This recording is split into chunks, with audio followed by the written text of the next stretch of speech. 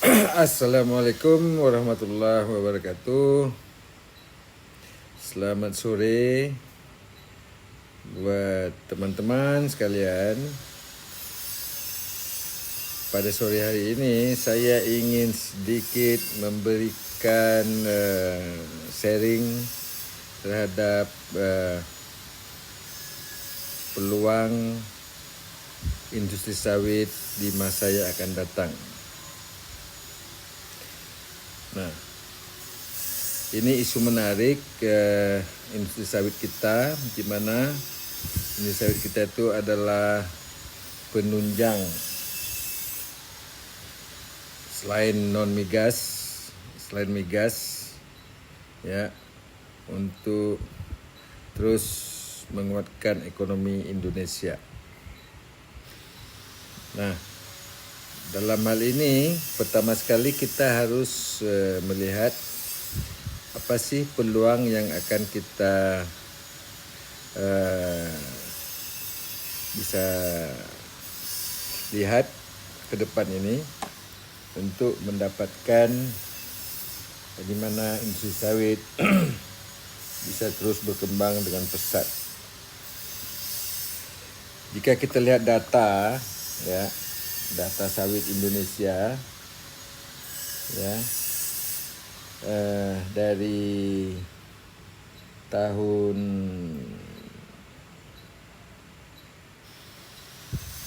sebelumnya hingga 2019, aset yang kita miliki, lahan yang digunakan untuk sawit itu distribusinya itu lahan sawit milik negara itu ada 6%, ya, itu luasnya sekitar 0,98 juta hektar. Kemudian 41% itu milik rakyat, itu 6,72 juta hektar. Terus milik swasta, korporasi, itu 53%, itu luasnya sekitar 8,68 juta hektar. Jadi dengan distribusi luas lahan yang sedemikian rupa, kalau kita lihat lagi sebaran lahan sawit di Indonesia, sebarannya di Pulau Sumatera itu ada 62,3%, itu luasnya lebih kurang 10,4 juta hektar. Kemudian di Kalimantan itu 34,2%, itu sekitar 5,7 hektar, ya. Terus di Jawa itu 0,2%, itu 33,4 ribu hektar. Kemudian Sulawesi 2,2%, itu 365.000 hektar. Dan di Papua itu 1,1%, itu lebih kurang 165.000 hektar. Nah, dari luasan perkebunan sawit di Indonesia itu merupakan aset negara yang hingga tahun 2019 itu memberi kontribusi kepada PDB sekitar 3,5%. Terus sumber daya manusia yang bisa diserap untuk industri ini lebih kurang 16,2 juta pekerja langsung dan tidak langsung, ya. Terus kalau kita lihat dari market share minyak sawit dunia, produksinya ya sekitar 76.379 metrik ton, di mana Indonesia menguasai 58%, Malaysia 26%, dan negara Afrika itu 2%, ya, Kolombia 2%, Thailand 4%, dan lain-lain sekitar 8%, lebih kurang. Ya. Nah, itu adalah kira-kira peluang dan aset yang kita miliki. Nah, persoalannya bagaimana kita mengelola aset ini sehingga bisa menguntungkan negara kita dan bisa menguasai pasaran dunia. Dengan sawit ini adalah bisa memperkokoh negara Indonesia sebagai negara yang punya bargaining power yang besar, ya, dalam pengembangan ekonomi dunia dan memberikan pengaruh besar terhadap industri nabati dan oleochemical energi dunia. Isu kelapa sawit ini sangat penting untuk kita bicarakan karena macam tadi kita bilang, kita punya aset luasan perkebunan yang luar biasa tersebar di garis khatulistiwa, dan minyak sawit adalah the king of nabati oil. The king of nabati oil artinya dia rajanya nabati oil dibandingkan dengan sumber-sumber minyak nabati lainnya yang ada di dunia, dengan produktivitas yang sangat luar biasa. Kalau kita ingin lihat produk, ya, produk dari industri sawit ini, yaitu ada berbagai, itu ada RBD palm oil, ada RBD palm oil, kemudian ada CPO, RBD palm stearin,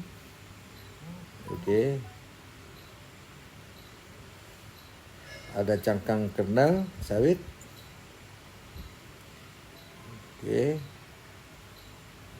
ada RBD palm oil dalam kemasan, RBD palm kernel oil, ada palm fatty acid yang jumlahnya sangat luar biasa yang kita produksi. Itu total ekspor kelapa sawit dengan produk turunannya itu mencapai 17,65 juta ton. Ya. Oke. Nah, sekarang ini bagaimana kita terus bisa bertahan dan terus mengembangkan kita punya ini. Kemudian kita melihat weakness yang kita miliki sekarang ini, ya. Weakness yang ada di industri sawit itu, pertama adalah teknologi yang digunakan di industri sawit itu boleh dibilang masih konvensional, ya. Terus industri sawit ini boleh dikatakan sangat mubazir, di mana yang menjadi produk itu masih 50% dari aset industri sawit yang seharusnya itu menjadi andalan Indonesia. Di mana seperti contohnya belum ada teknologi untuk mengembangkan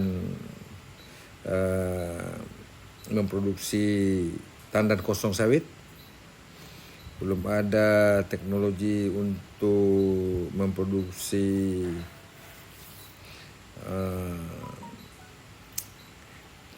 palm oil, Dan industri sawit itu belum mempunyai multiple product. Dalam satu site, seharusnya setiap site perkebunan sawit ada pabrik kelapa sawit. Pabrik kelapa sawit juga terintegrasi dengan pabrik RBD oil, fatty acid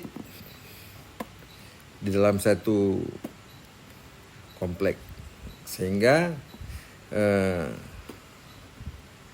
pabrik kelapa sawit itu akan mampu bersaing dan akan mampu membeli tandan buah sawit segar dari masyarakat dengan harga yang tinggi, dan ya sehingga memberikan biaya keseluruhan dari produk turunan dari buah sawit itu akan bisa rendah, dan margin dari pabrik sawit itu akan tinggi karena dia memiliki multiple produk. Yang paling utama sekali seharusnya kilang sawit itu produk utamanya itu adalah listrik yang bersumber dari biomasa yang dihasilkan, yang sekarang itu menjadi sampah. Nah, bila ini digunakan sebagai aset untuk meningkatkan revenue dari kelapa sawit, maka industri sawit itu sangat-sangat luar biasa perkembangannya ke depan.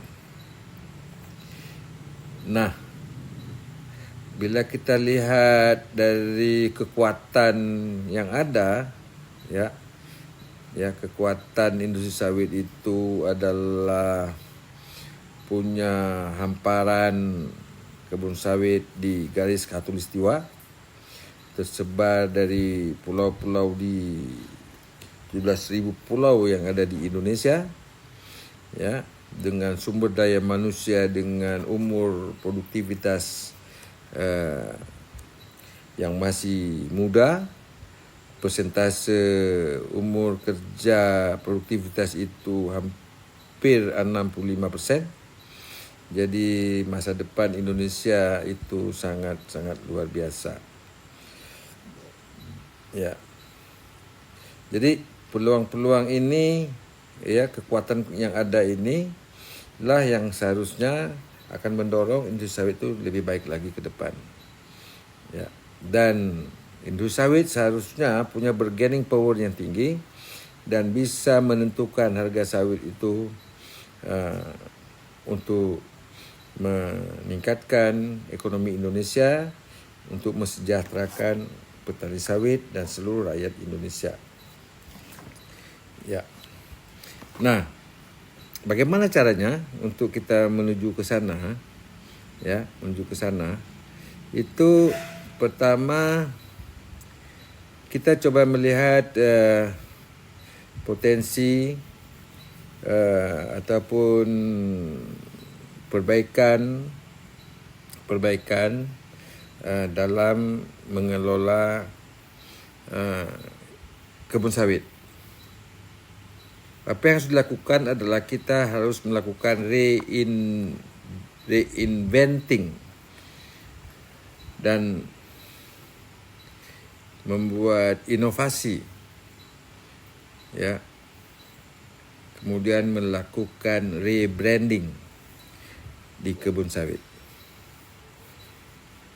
Efisiensi harus dilakukan untuk mengelola lahan sawit yang begitu besar tadi, ya, baik di milik masyarakat, rakyat, kebun korporasi dan kebun milik negara. Bagaimana kita harus melakukannya? Ya, pertama, kebun sawit itu prinsipnya tidak boleh ada lahan ataupun space di dalam kebun sawit itu yang mubazir. Jadi kebun sawit itu masih berpotensi untuk dilakukan memproduksi multiple produk dari kebun sawit, sehingga mampu memberikan income yang tinggi kepada kebun sawit dan pemilik kebun sawit. Di samping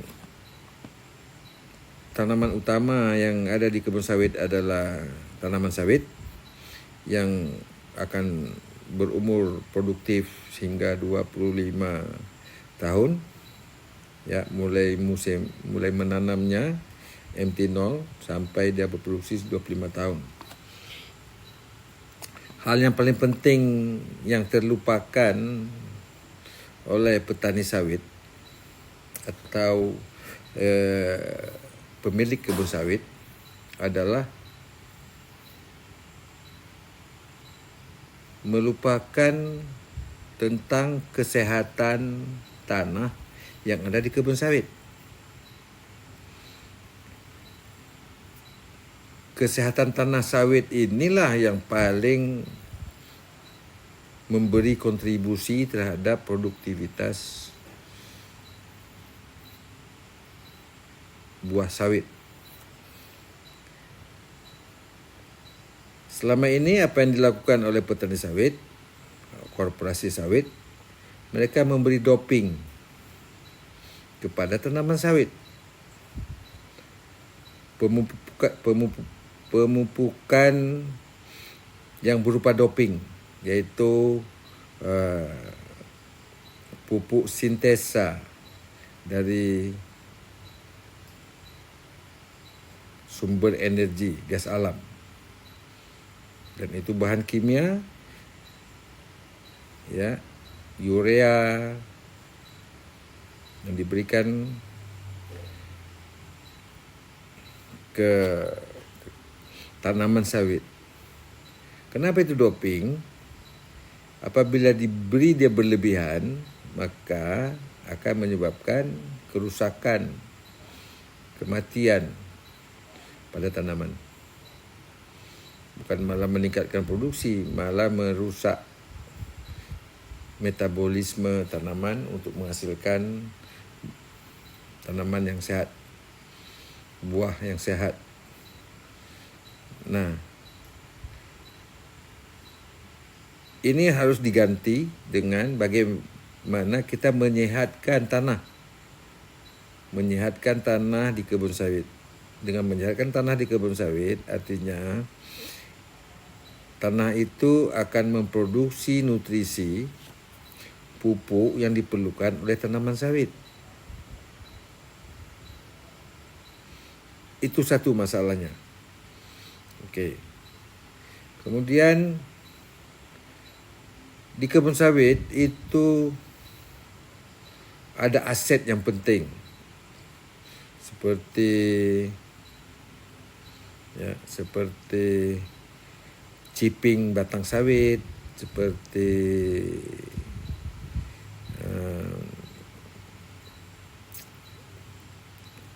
pelepas sawit, ya. Itu adalah sumber energi untuk meningkatkan produktiviti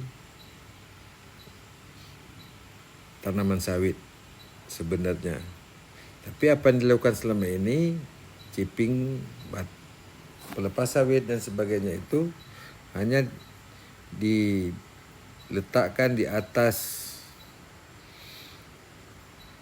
bedengan sawit ataupun ditanam di dalam tanah di lahan sawit yang berdekatan dengan tanaman sawit.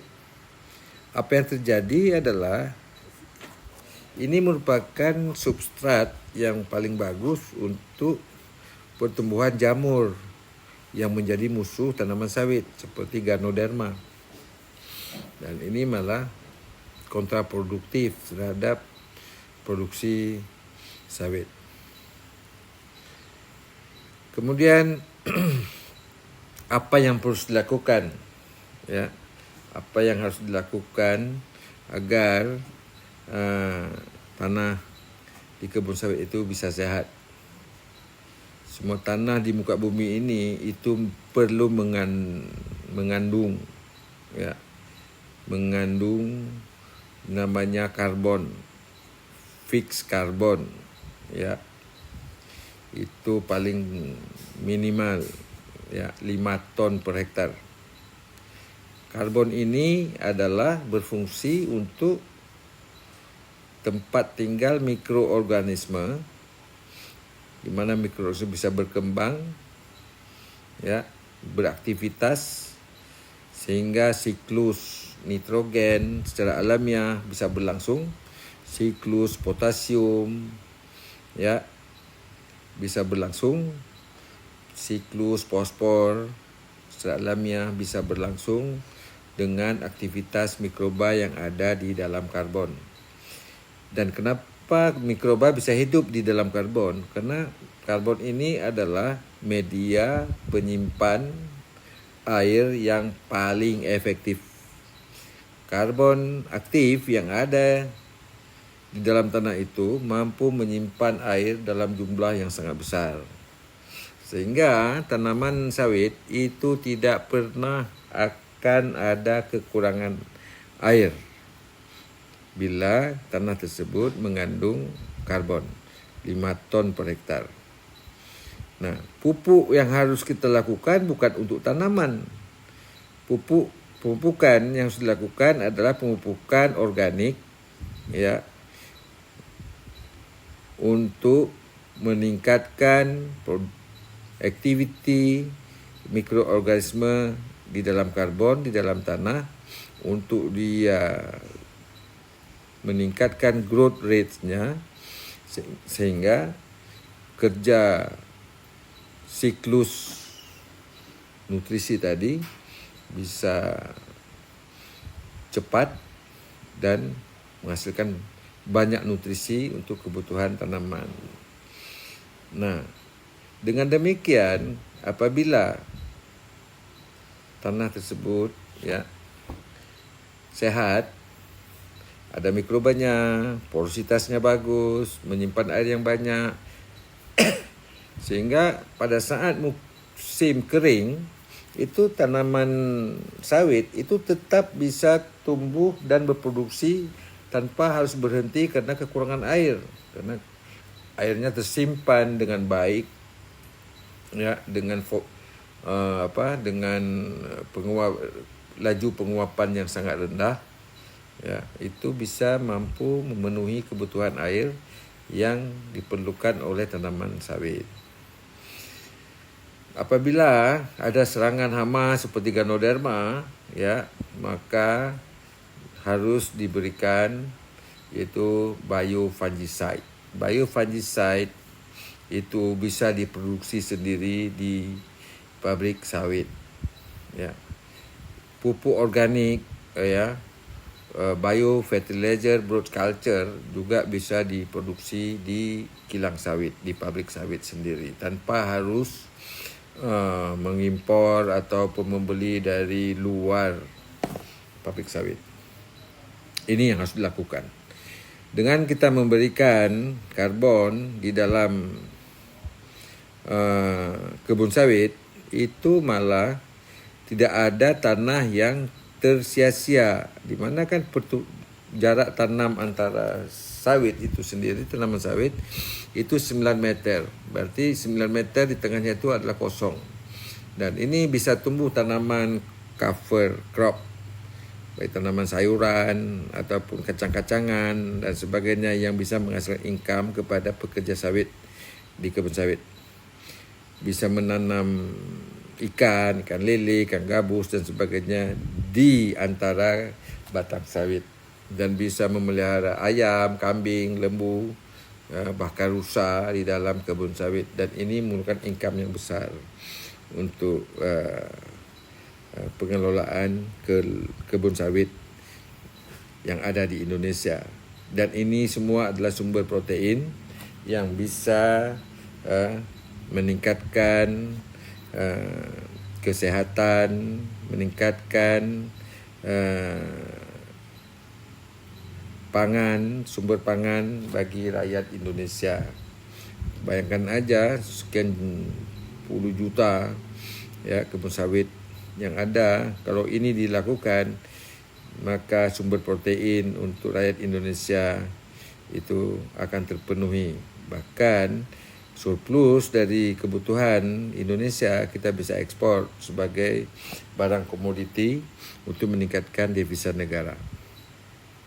Itu salah satu upaya reinventing, rebranding dalam pengelolaan kebun sawit di Indonesia. Dan ini hanya bisa dilakukan apabila kebun sawit tanahnya itu diberikan karbon aktif sejumlah minimal 5 ton per hektar ya per tahun. Ya. Dan biayanya itu akan tercover dengan tingkat produktivitas yang akan meningkat paling minimal 50% dari yang ada sekarang. Kalau sekarang ini produksinya adalah rata-rata kalau kebun rakyat itu 18 ton per hektar per tahun, itu akan meningkat menjadi 30 ton per hektar per tahun. Ya, kalau dari kebun korporasi swasta itu akan meningkat dari 22 ton per hektar per tahun, itu akan meningkat menjadi 35 ton per hektar per tahun. Dan ini akan bisa mengelola kebun sawit secara sustain dan petani sawit akan sejahtera. Itu kita bicarakan bagaimana kita melakukan reinventing dan rebranding, dan sekaligus kita melakukan penurunan emisi karbon yang ada di kebun sawit, di mana semua sumber emisi karbon kita menangkapnya, mentransformasinya menjadi karbon aktif. Dengan demikian kebun sawit kita itu adalah kebun sawit yang sustainable dan ramah lingkungan serta rendah emisi karbon, serta jejak karbonnya itu sangat rendah. Dan ini bisa menjadi bukti nyata tentang pengelolaan sawit yang sustainability, yang sustain, yang ramah lingkungan, sehingga tidak ada negara-negara lain yang bisa ngeblok ataupun promosi buruk terhadap produk-produk turunan dari kebun sawit. Nah, berikutnya adalah kita harus melakukan juga reinventing di pabrik kelapa sawit.